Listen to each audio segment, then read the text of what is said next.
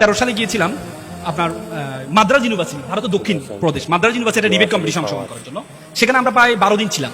তো আমি ওরা মশলা বেশি খেয়ে আমার খুব বাঙালি খাবার খেতে ইচ্ছে করলো। তো আমি বললাম brother have you available any Bengali food? তা আমাকে বলছে হ্যাঁ available, you have to go so far. তোমাকে পাই আমি 100 কিলোমিটার করে আমি গেলাম একটা বাঙালি দোকানে লেখা আছে ইংলিশে YANG ইয়াং TUNG টুং KHAN কাই JAN ইয়াং টুং কাইদাং রেস্টুরেন্ট। আমি বললাম এটা চাইনিজ রেস্টুরেন্ট, কারণ চাইনিজে ইয়াং ফং টং গং বলে নাকি।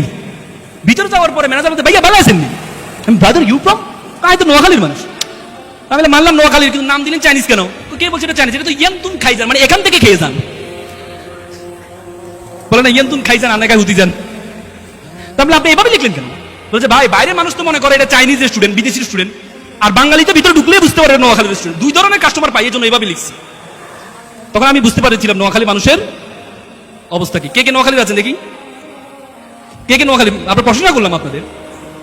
আচ্ছা, এটা মূল উদ্দেশ্যটা আপনার স্পিকিং স্কিলটা আপনাদের মেকশিওর করতে হবে।